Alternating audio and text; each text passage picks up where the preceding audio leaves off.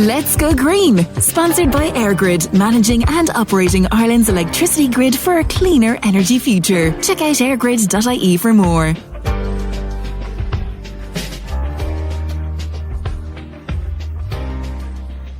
Hello and welcome to this week's episode of Let's Go Green here on Midlands 103. I hope you are safe and well as you tune into the programme this week. We have a lovely show lined up for you, but first things first, we do have to talk about the cost of our energy bills. And I know in many households around the country, there may have been a sharp intake of breath in recent days when the winter or Christmas bill landed in the inbox, the post box, whatever it might be. I know when I got my own gas bill, I may have issued a few expletives. So I feel your pain, and I know it's something that is putting a lot of pressure on families right around the Midlands. Whether it's gas, oil, solid fuel or electricity, whatever it is, it's not cheap and it's putting us under pressure. And to talk to us more about this and the difficulties that we're all facing so that none of us feels alone in this. I'm joined now by Alan Wyley of Energy Cloud. Alan, you are very welcome back to Let's Go Green. Thanks, Aisling. Brilliant to be here again. Now, Alan, for our listeners' benefit, remind us, what exactly is Energy Cloud? What do you do? Thanks, Aisling. Energy Cloud are a charity, and our vision is to try and end energy poverty. So that's what we do. And energy poverty is described by the ESRI as when you spend more than 10% of your net income on your energy bills. And in Ireland, there's about 550,000 homes, or about 1.5 million people who are currently in energy poverty. So it's a huge social problem. That's when you put it like that. So more than 10% of your income, your net income, that means you are classified as being in energy poverty. Yeah, that's correct. And it's now obviously within that range, there are people who are struggling a little bit and there are people who are struggling enormously. The people we focus on most in Energy Cloud are the people who are the worst off. And those people, unfortunately, Aisling, in today's rich country like Ireland, it's a complete scandal, but they are making a choice between heating and eating. And that's where we're starting our work. But it applies, as I said, to 550,000 homes across the country. And I think, and I know there's been a lot of talk about it in the media in recent weeks as well, but you've got and particularly I think at this time of year, because we are a country that likes to be generous around the festive season. January is a tough month as it is. It's a dark month. We've had very severe weather conditions. You get your energy bills, and then grocery costs have gone up something like 7% in the last couple of years. So, or even more, in fact. So, it's such a huge pressure on households and it's a mental weight, really, isn't it? No, absolutely it is. And it's, as I said, there are people choosing between heating and eating. And in some ways, it's a completely unnecessary situation for them to be in. Because as we've outlined recently and before, the levels of renewable wind energy in Ireland that is wasted every year are enormous. And when we say wasted, what we mean is the government is paying for this wind energy, but they're not producing or using it. And last year, in the 12 months to December 2025, 525 million euros of renewable wind energy was wasted in Ireland. Now, I don't know the exact numbers in terms of exactly what percentage of energy poverty that could solve, but our feeling in Energy Cloud is that you pretty much solve energy poverty if you use that money in a more useful way, in a wise way, rather than just dumping the energy and not using it at all. So this is renewable energy that is being generated through wind, solar in there as well? That's just wind I'm talking about, Aisling, but there is just wind as well. So you've got all the wind turbines across the Midlands, but up and down the country as well. They're generating all this power, and then the grid doesn't have the capacity to hold on to it, so it's just being abandoned. It's dumped off the grid, and we're generating it but not benefiting from it. Actually, you're 99% right with what you said, but we're actually not generating it in many cases. EirGrid is stopping the wind turbines from generating the wind at night between 11 p.m. and 8 a.m. because they know they can't take it onto the grid. And this is no criticism of EirGrid. Their job is to balance the grid. So if supply is too high and demand isn't high enough, they'll balance it by stopping the wind turbines from producing at all. But we still have to pay for it. That's part of the contract with the wind developers. If EirGrid won't allow them to produce it, they still have to pay for it. And we as a country still have to pay for it. So no criticism of the wind developers, no criticism of EirGrid at all. That's just works. And that's actually the key point, Aisling. That's why in Energy Cloud, we believe we can end energy poverty because of the inefficiencies in the system today. So we're not asking someone to spend more money. We're just asking them to use the money that they're already spending and use it to tackle and end energy poverty. And actually, if it's not too wonky of me to say this, NESC, who are the government's think tank, they did a wonderful report last year saying that this transition to wind energy is the opportunity to eliminate energy poverty. So it's not just Energy Cloud saying this. The government's own think tank have clearly stated we can eliminate energy poverty. So we're just looking for political leadership to actually take the step to start. That's what we're looking for now. And there's no reason in the world not to do it, Ashley. No one has. And I see, that's why, look, the reason I'm kind of really getting into the weeds here on this is because I think sometimes as human beings, when we're under particular financial stress, we can put our head in the sand and try and avoid the problem and not want to listen to any kind of conversation around it because there's such a big mental load. And when we hear someone like you coming on radio shows saying that they have the solution to the problem, there is the kind of the Irish cynic that comes out in us and goes, yeah, but how much is this really going to cost us? So it's really interesting that, that there is a way to do this without having to, build a new major project, which we tend not to be particularly efficient about doing in this country. So talk to me about how this might work in terms of fixing this problem, in terms of tackling energy poverty. What's your solution to it? Sure. Well, we've recently done a pre-budget submission where we outlined some of the solutions, and we've also presented in the Oireachtas to the Housing Committee, the Energy Committee, and recently the Social Protection Committee. And we've got absolute unanimous agreement from everybody that this is a good idea and we should do it. And some of the ways that you could do it, the first thing perhaps I should say is that it's in the programme for government that the government want to use this renewable waste, but they haven't done anything. That's the problem. We're a year on from the programme for government and they've done nothing. And we have met with the minister and his officials, and we've had reasonably robust and clear discussions with them. But we can't see any reason why they don't just announce that they're going to use it and start using it now. That's ridiculous. So the minister, and we've called on him before to do this, needs to show, in our opinion, with respect, political leadership and announce we're going to start using the waste. That's the first thing, because without that, of course, nothing will change, right? Nothing will change. So once he does that, though, then we can start using it. So then, for example, you could decide that you're going to give free electricity in a targeted way to those people most in need whenever there's waste in the system. And you could do that by a credit. You could call it a social tariff if you want. I don't mind the name of it. But the principle is very clear. There's waste in the system. So therefore, if you're on, for example, the fuel energy allowance, if you're in arrears, if you're in social welfare, if you're in social housing, we have many, many lists of people who need help. And we could start addressing it immediately with them. It doesn't cost any more money for the government. So that'd be one suggestion to do it. And the other thing, and you mentioned Offaly in the Midlands, but when those turbines are being turned off right now, sometimes it's because there's local constraints in the grid and you can't move that energy to other parts of the country. So then simple, why don't you just then give free electricity to everybody in Offaly or everyone in the Midlands if there's waste in the system and you're not able to use it or store it? So these are some of the things that you could do very quickly. It doesn't involve re-engineering the whole energy system. It doesn't involve extra cost. So I'm not criticizing anyone in this, but I do think we have to start. And because it's in the programme for government, actually, I'm just at a loss as to why we haven't started already.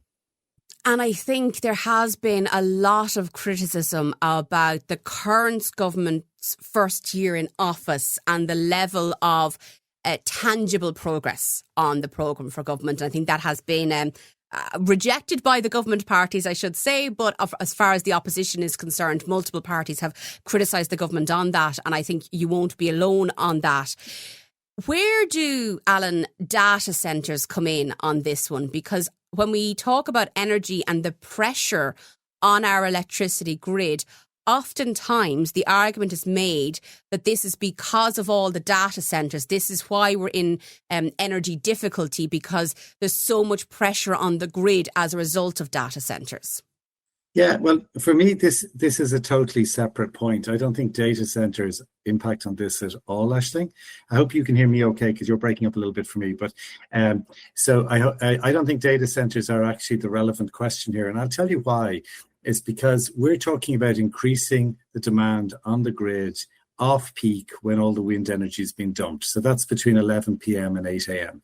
We know the grid can handle peak at 8 a.m. and we know it can handle it at 5 p.m.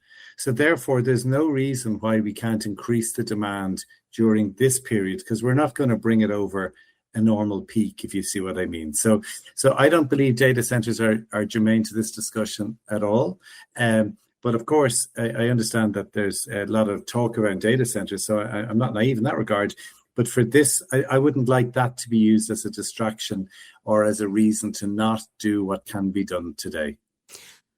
And the reason I bring it up is because it gets brought into this conversation so frequently. But then, if, for instance, you're suggesting that we use up this energy that is not being used, this wasted energy, between what is typically the sleeping hours, is there, what would it be used for? Like, how would it help those who are in energy poverty? Yeah, well, we're already demonstrating how this could work, but on a small scale, and because of the lack of policy, we're not able to keep the wind farms on today as Energy Cloud, right? But we've demonstrated. So in Offaly, where we were down with you at the DZ launch there last summer, and with Offaly County Council, they're fantastic. The work we're doing with them, but we've installed smart immersion controllers in people's homes between 11 p.m. and 8 a.m. When there's waste in the system, we remotely switch them on. We give people a free tank of hot water. So that's an example of what you can do. The person doesn't have to get out of bed. They don't have to do anything. We remotely switch it on. We give them free hot water. And similarly, we're doing pilots with heat pumps where we're bringing up the temperature of their home and heating their water. With Offaly County Council, we're actually going to do one with batteries as well. Similarly, at night, when there's surplus, we'll charge up the battery, and then you can use it for free during the following day. So there's lots of ways to do it without dragging anybody out of bed at 3 o'clock in the morning to be switching on a dishwasher or something, right? That's not what we're talking about here. The technology exists, and what we've demonstrated is you can join that up with the waste in the system if the policy allows. And you think this could be nationwide? Well, 100%, because the real solution here, of course, is to change the policy so that people right across the country get what, as I said, a targeted credit or a social tariff that allows them to benefit from the waste that is currently being paid for and not being generated, not being used. So that's it. And just to remind your listeners, it's 525 million euros last year in wind energy that was wasted or dumped. And I know full well, because we experience it every day with the residents we work for, this is too good to be true. What's the catch? Must be something in it, etc., etc. We're a charity. We don't make any money out of anybody. So this is completely free. And the money that's being paid today by the government could be redirected at no additional costs. And it wouldn't cost anybody in the country at all for this. But it would provide an enormous benefit. And it would also help decarbonise the grid. And we're facing into massive fines in 2030. The government have admitted we're going to miss our targets by a mile, and we're going to have massive EU fines coming. So why are we sitting on our hands, Aisling? Maybe you can explain it to me, but I can't explain it to your listeners. It makes no sense. I wish I could explain it, Alan, but I really and truly can't. But as you say, you have been speaking to multiple Oireachtas committees, and the mood music is positive, I take it? The mood music is very positive, but it's a ministerial decision. It's a ministerial decision to take action, and so we're hopeful. But like all these things, you can be as hopeful as long as you want. Sometimes it's the hope that kills you. But we're hopeful. We've got really positive feedback from countless TDs and senators and ministers in Leinster House, but the government just needs to act now. And it's really about saying that as a philosophy, if I could use that word, that we don't want to waste this. We want to use it. And then if we can't use all of it, like can't use the full 525 million, that's okay if we try. And then we say, if it's a bit of it we can't use, and that has to be dumped, fair enough. But it's definitely not necessary to dump all of it. So we just need to say, enough. We're going to change this. We're going to use it first and only dump it. And actually, you think of, say, food cloud and food waste. That's the journey the EU has gone on and Ireland has gone on. Try and use the waste first and only dump it if you can't use it. It's the same philosophy. So there is a precedent here as well, Aisling. Well, Alan Wyley of Energy Cloud, thank you so much for joining us on Let's Go Green. We will watch this space with great interest. Thanks, Aisling. Lovely to be here again. We will be back after the break. Let's Go Green, sponsored by EirGrid, managing and operating Ireland's electricity grid for a cleaner energy future. Check out airgrid.ie for more. You're listening to Let's Go Green here on Midlands 103. Now, in the next couple of minutes, you're going to hear a chat that I had with former Westmeath Fire Chief Pat Hunt that went out on the podcast, but due to a technical issue didn't go out at the time, just a week or two ago, in the radio show on FM itself. And it was such a good chat that I had with Pat, I wanted to bring it to those of you who listen to us on FM every week. So here's the chat that I had with Pat Hunt. Heading towards spring, we sometimes talk about birds and nesting season. And I've yet to have this conversation before. We have to talk about birds and fire safety. Have you cleaned your fireplace? Have you cleaned your chimney yet this year? Well, joining us now on Let's Go Green is Pat Hunt. And Pat is the Vice Chair of Fire Engineers. Thank you so much for joining the programme. Thank you very much, Aisling. Now, Pat, look, it's New Year, it's time of year when people start doing the old spring clean, maybe start new routines. But we are actually heading towards bird nesting season. And if we're not actually using our open fireplaces in particular, or fireplaces in our homes, it can be, if it's accessible to wildlife, the chimney can be a nice place to create a nest, can't it? It can indeed. And the simplest way of preventing it is by putting a cowl on your chimney pot itself. But that being said, if it's a case that you haven't cleaned your chimney for Christmas, I think it would be a good piece of advice to do that, because for the simple fact of the matter is, it's amazing how, as you said yourself, how during nesting season, debris, bits of branches, God knows what, can be stuffed into a chimney. And then when you light the fire, and put a fuel into the fire, and of course light it and it takes off, then the smoke has nowhere to go. And equally, if the smoke is hot or there are embers attached, it'll rise up through the chimney breast and ultimately make contact with this debris, and then suddenly you'll have a grand chimney fire, and then requesting the services of the fire brigade. Well, I mentioned to Pat before we came on air, I was one of those people over the Christmas period who had to call out the fire service because we decided to light a fireplace that hadn't been used in quite a while, and we'd forgotten that we hadn't cleaned the chimney. And when I say the words terrifying, I am not underestimating. Like, Pat, chimney fires, I'm not sure we take them seriously enough, but they can be very dangerous, can't they? They can, and it really depends on the type of house and the date of the house itself. The older houses would have the floor joists going straight into the chimney breast. So if your chimney does catch fire, then there's every risk that the floor joists on the upper floors may actually catch fire as a result. There's no substitute for cleaning the chimney, and the NAS statistics for 2024, for example, showed a remarkable steadiness in the number of chimney fires nationally. And that reflects a number of things. The fact that people are still using solid fuel to heat their homes. A lot of the people in the Midlands use turf, briquettes, timber, whatever, to keep the house warm and also to heat the water. And it's a necessity that you do clean your chimney on a regular basis. And the older the house, the more at risk it is from a chimney fire, particularly if the floor joists go straight into the chimney breast. And I've seen situations where significant fires that started off as a chimney fire developed into a fully flown house fire in a matter of minutes. Yeah, it's the speed of it. Like Mm. when we were waiting for the fire service to arrive, now it was maybe 15 minutes, but my God, it felt like hours. And it's frightening how fast these things can take hold. A lot of houses nowadays, Pat, they might have maybe a traditional open fireplace, but you've also got gas fires. You've got maybe a pellet stove, maybe an oil burning stove.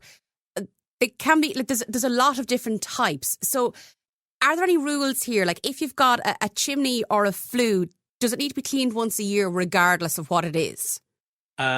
Well, I agree with you in the case that if you have a gas boiler or an oil burner, it needs to be serviced annually. That's Okay. the first thing I'd say. That's the first bit of advice for two reasons. One, it gives you the peace of mind that the thing has been actually serviced, but also as well, it's like servicing the car. It will always run better after a service and an inspection.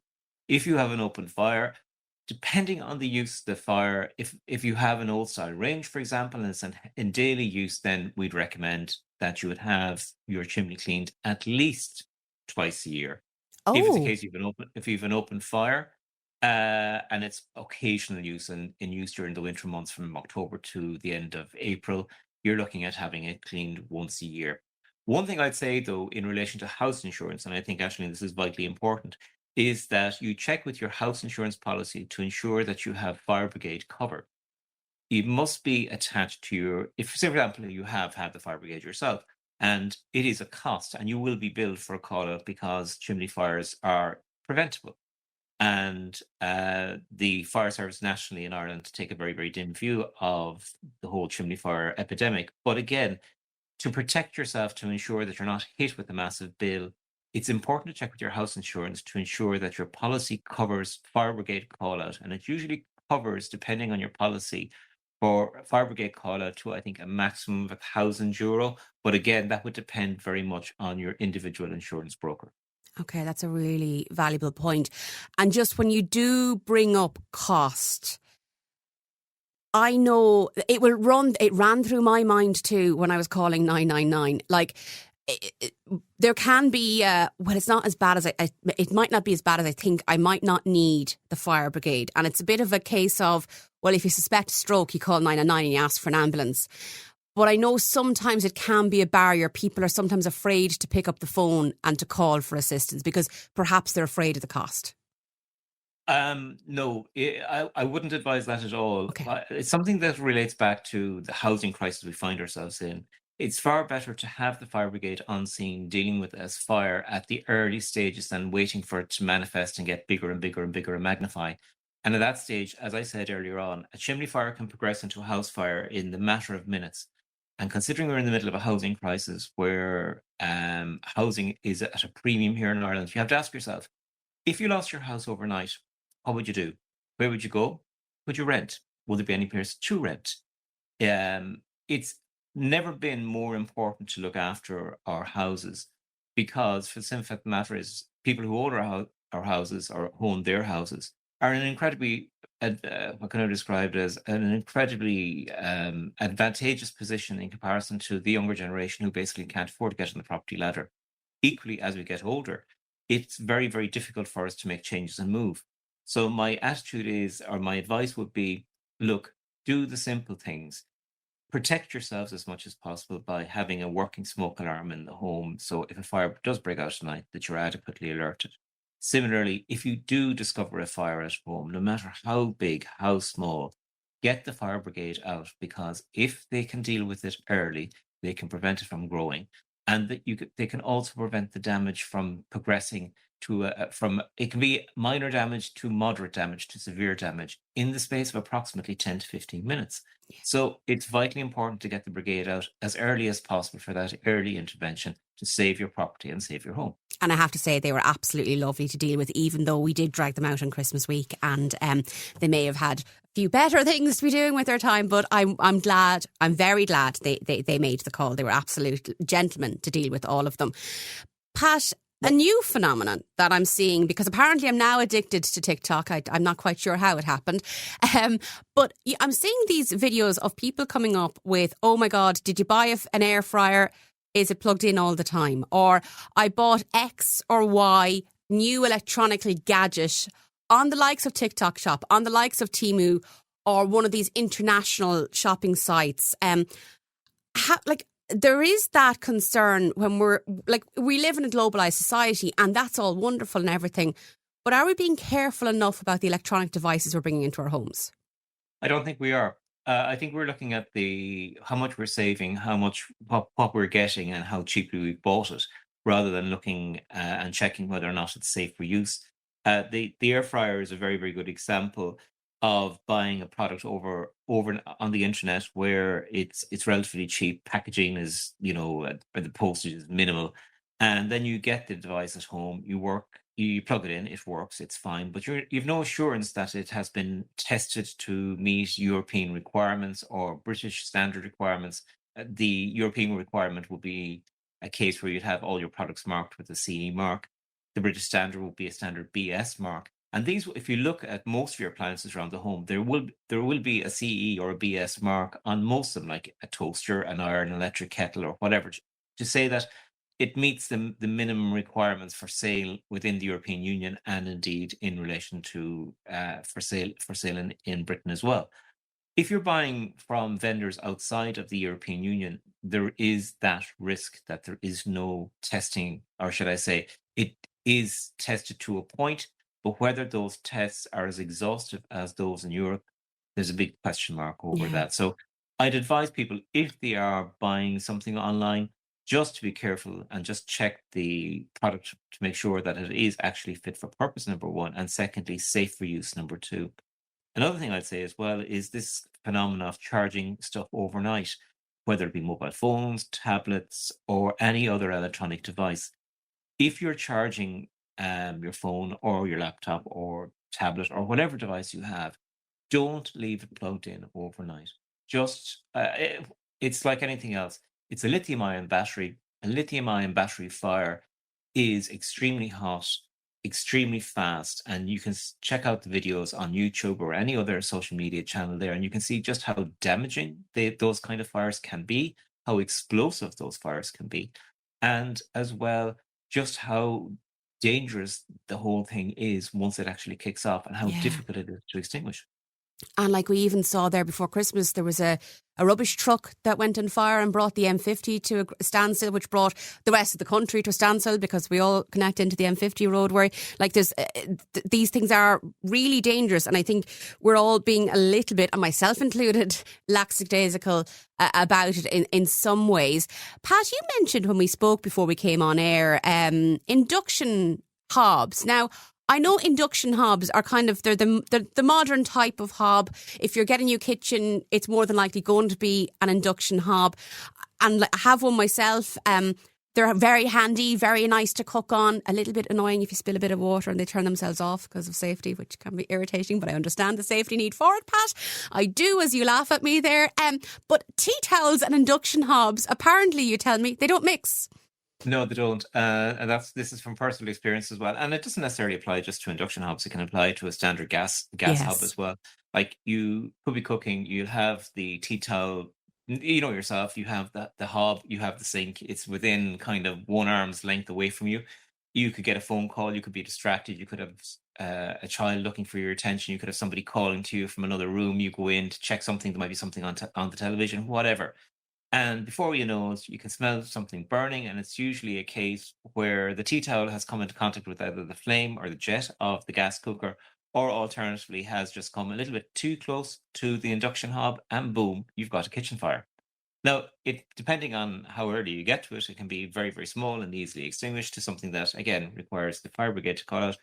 So what I'd suggest is be very, very careful with cooking and cooking hobs, particularly tea towels or kitchen towels, anything like that is relatively flammable. It will take off. There's no doubt about that, because they're generally dry products, and once they come into naked flame, they will take off. Also, as well, just be very, very careful about induction hobs, particularly if you have young children. It's a case that while the induction hob is turned off, it still contains a certain amount of residual heat. And there's usually a little LED on the actual hob to show that, yes, it's still hot. But if you're 5 or 6 or 7, you're not really rushing at that. You're usually on your way to see what's on the stove, what's Yeah. near the sink or whatever. And there is a risk that if you do put your hand in it, you will get a particularly bad burn. So again, it's just overall kitchen safety. Just be aware of them. The dangers there. As I said, cooking is always notorious. Another thing about kitchens as well is there's a huge trend at the moment to run large appliances like quite large white goods, the washing machine, the dishwasher, or indeed the tumble dryer overnight. And I was talking to Will and Sinead on the morning show a number of years ago in relation to this.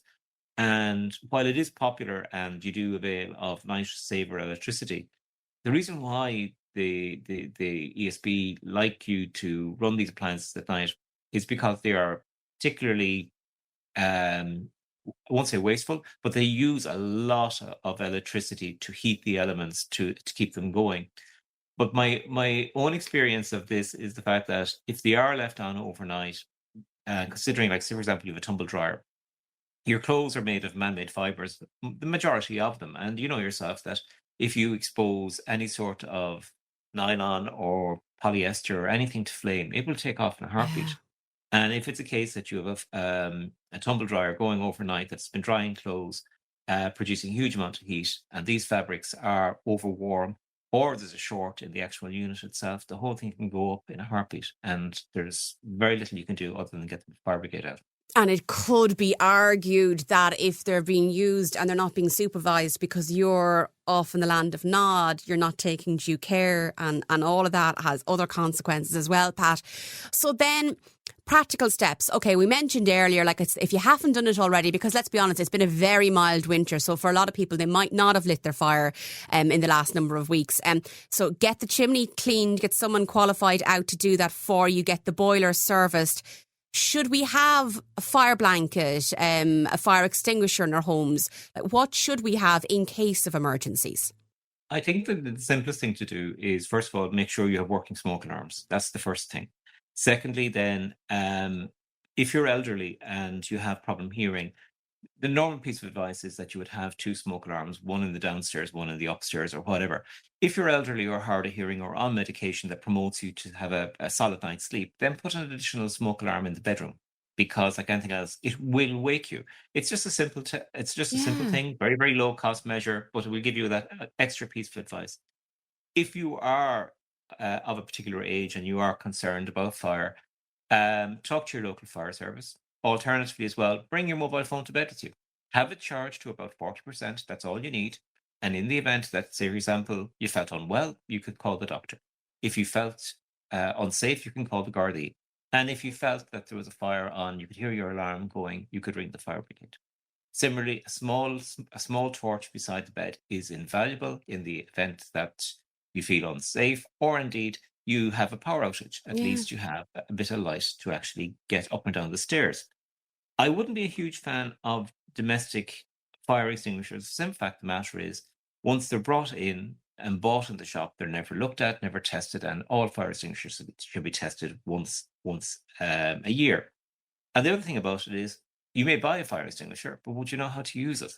And the fire extinguisher you bought, would it have universal use in the sense that it would be useful for every fire that you would have in the house? Or just, say, for example, class A material, which is burning wood, burning papers, burning organic material. So again, I would focus on the safety aspect of fire safety at home, not the kind of use of a fire blanket, use of a fire extinguisher, but a working smoke alarm. Simple steps, even closing the doors at night. As you go up to bed at night, close the kitchen door, close the sitting room door, because the 2 areas have the 2 biggest fire loads. Make sure you have a working smoke alarm. Have your mobile phone charged at around 40%. Bring it with you if you're particularly concerned. And if you're feeling unwell, as I said, it serves a number of purposes. But the other thing, as I said at the very, very outset, is the use of, or the making sure that your house insurance does cover you for fire brigade call-outs. It's invaluable just to check it with your insurance broker or your insurance agent to make sure you have that level of cover. Other than that, as we said, apart from making sure that whatever electronics you buy have the appropriate marking, and making sure that those markings are C or BS markings, you're generally fine. And my pet hate, of course, don't run appliances overnight.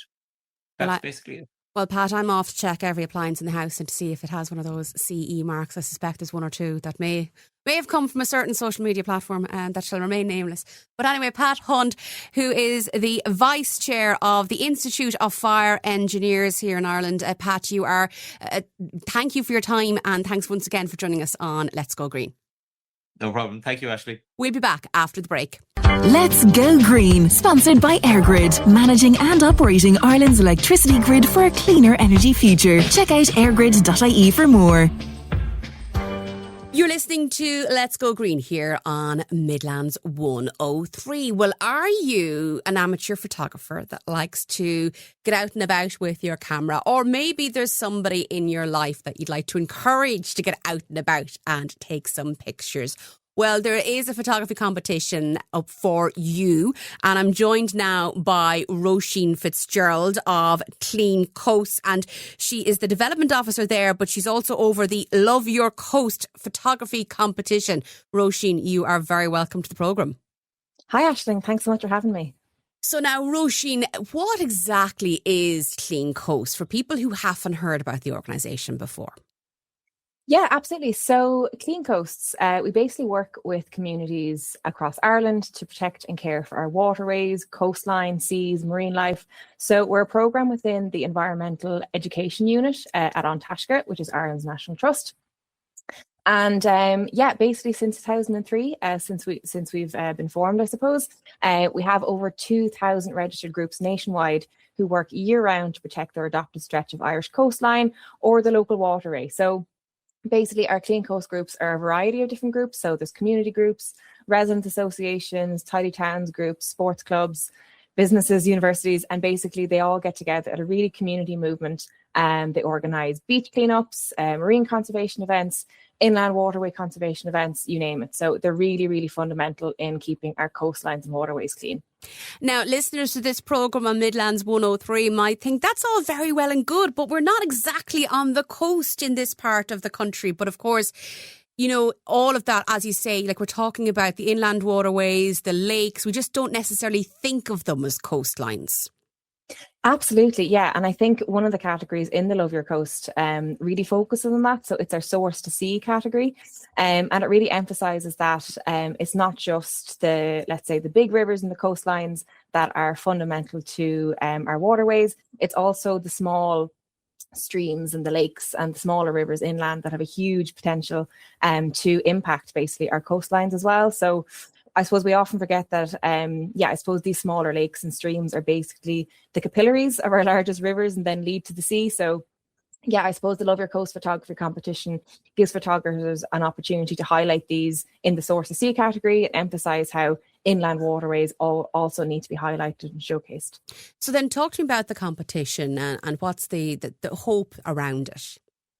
Yeah, so we run an annual Love Your Coast photography competition. So basically every year, photographers from all across Ireland are invited to capture the beauty, the importance and the resilience of our coastline, our waterways, our wildlife, and also how people and communities interact with the coast. So 2026 is our 17th year of this competition, which has launched on Valentine's Day, last Saturday, in line with the Love Your Coast message. So yeah, as I said, each year we have this competition, and we also have a Clean Coast theme every year. So last year's Clean Coast theme was connection. This year's theme is all about impact. So for the Love Your Coast competition this year, this theme of impact basically invites photographers to reflect on both the positive and negative ways which our oceans, waterways and shorelines are shaped by human activities and natural forces, but also how these environments can impact our own lives, well-being and communities. So we have 5 different categories that photographers can enter into. So we have coastal landscape, we have people in the coast, we have source to sea, which I mentioned. We also have wildlife in the coast and our underwater category. So each one of these categories, I suppose, tells a really important story of the beauty and importance of these environments, and also the positive and negative impacts which each of these environments face. How are we doing in terms of minding those environments that you mentioned? I suppose it varies. There's a lot of threats, obviously, and impacts facing these environments. And I think that's really what this Love Your Coast competition is trying to highlight. So it's trying to highlight both the positive and negative impacts, because both are definitely happening. So I suppose some examples of what we might be looking for. Images might celebrate the care, the culture, the conservation, and the beauty of the natural world, the positive impacts and connections. But it can also look through these images, they can also acknowledge the challenges, as I mentioned, facing our coastal systems. This could be evidence of impacts of climate change, pollution, I suppose human disturbances as well, and wildlife, and reflection of the environmental impacts left along the shoreline. So I suppose some of these impacts are really hard to, I suppose, put into words. And I think photograph tells 100 stories of just the different impacts and capturing this in the Love Your Coast competition. Talk to me about, like you said there, this has been going on now for a number of years. It's been quite a successful competition. So what kind of entries have you received in the past? Yeah, it really varies. We've basically received a huge amount of entries, and they're all absolutely wonderful in highlighting the different waterways and the sea around Ireland, the coastlines. So we receive about 1,000 entries every year. So it's really going from strength to strength. I suppose some of the entries that we've received, we do focus obviously on the coastal landscape, but some of the entries we've received can also be our inland waterways. So, for example, Laois-based photographer Terry Conroy has been previously shortlisted in the Love Your Coast photography competition for his incredible images across the various categories, people in the coast, coastal heritage, source of sea categories. I know Loch Ennell, River Bower and the Boyne River has also been featured in many of our source of sea images. So it really varies. There's a lot of different categories to work with. So there's quite a diversity in what we receive. So as I said, building on the impact theme this year, some examples of what images we might be receiving this year, what we might be looking for. They basically could celebrate both the positive and negative impacts, as I said, across coastal landscape, people in the coast, source of sea, wildlife in the coast and underwater. There is more detailed descriptions of each category, which can be found on our website. We also share some examples of what we're looking for, some tips to help put your best image forward. And you can also see some of the previous finalists as well and winners. So there's lots to get inspiration there from. I suppose the main thing that we are looking for is, I suppose just reflecting on that impact that we do have, and also trying to put that into, I suppose, picture format as well. And there's plenty of time for our listeners to get involved and to put that application together. How exactly do people apply? Yes, you can go to our website. So if you go to www.cleancoasts.org, and you can see the Love Your Coast competition open there now. You can basically submit, you can make your submissions online. Photographers can submit up to 5 photos each. Across a variety of the different categories as well. So it's an online submission, which I said opened last Saturday, the 14th of February, and it is open until midnight, the 15th of May. So there's 3 months to submit your competition. And I suppose the reason behind launching on Valentine's Day was we just want people to fall in love with the coast, and just realise that it's not just for its beauty, but also the huge importance that the coast and our waterways have in our lives. And as I said, through photography, we can often tell that story in a way that words sometimes can't. Well, Roisin Fitzgerald of cleancoasts.org, thank you so much for joining us on Let's Go Green. And we'd love to see as many of our listeners apply from across the Midlands. And please do let us know if you're shortlisted in it. Roisin, thank you so much for your time. Thank you so much, Aisling. We'll be back after the break. Let's Go Green, sponsored by EirGrid, managing and operating Ireland's electricity grid for a cleaner energy future. Check out airgrid.ie for more. You're listening to Let's Go Green here on Midlands 103. Now, before I wrap up this week's episode of the show, we have to talk about the decision of US President Donald Trump to roll back on landmark legislation that recognised climate change for what it is, a scientifically backed problem and crisis that we are all feeling the brunt of. I mean, like the rain that we've had here and the flooding in recent weeks. Like if anybody needs convincing, And I know that over the last couple of days since this decision was announced by President Trump, there has been, I think across the globe, a lot of reaction, a lot of dramatic reaction, and a lot of disappointment. And that reaction is quite understandable. But there's something that we need to remember in these situations, that while he has announced this, it's not yet actually happened. This will inevitably, more than likely, end up in the courts. It's not a rollback as of yet in US policy in tackling climate change. I'm not dampening it down. It's a massive problem.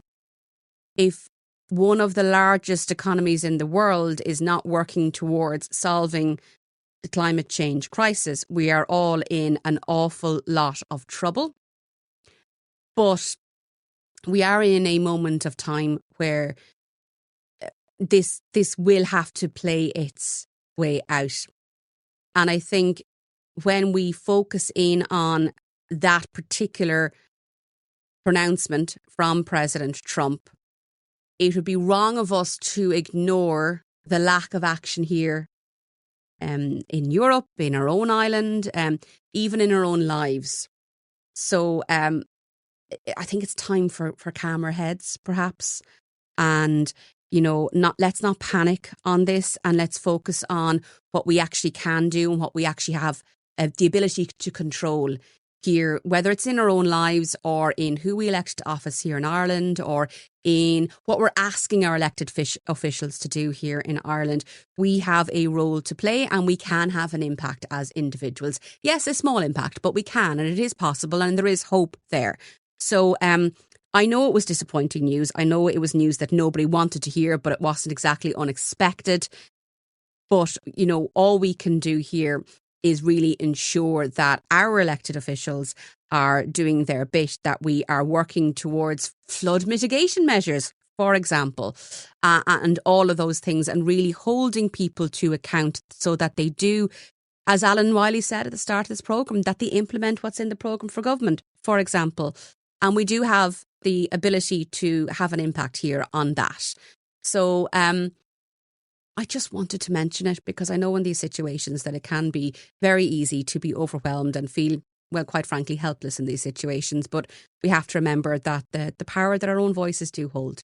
And I hope that does provide some solace as we observe what is happening in the United States in relation to climate change positioning at present. I hope you enjoyed our conversations this week. I know I really enjoyed the contributors and all the advice that they had to offer, and the hope that Alan Wyley in particular had in relation to reducing those energy bills, which I know are absolutely depressing when they land in the inbox or the postbox or however you receive them at this time of year. And don't forget that Clean Coasts photography competition, it's open now until mid-May. So if you'd like to enter it, or perhaps you're listening and you're a teacher and you want your students to enter it, get involved. Go to cleancoast.org. And if you missed that conversation, you can, of course, listen back to us as a podcast on your preferred podcast app. Just search for Let's Go Green with Aisling O'Rourke, or indeed on Midlands103.com. Of course, if there is something that you would like us to discuss here on the programme, please do get in contact with me. I'm always looking for items for the show, and I do love hearing from you, the listener. You can send me an email to hello@thecommunicationscoach.ie. So that's hello@thecommunicationscoach.ie. Or, of course, you can contact me through the website midlands103.com. That's it for this week's episode of Let's Go Green here on Midlands 103. Stay safe and have a great week. Let's Go Green, sponsored by EirGrid, managing and operating Ireland's electricity grid for a cleaner energy future. Check out airgrid.ie for more.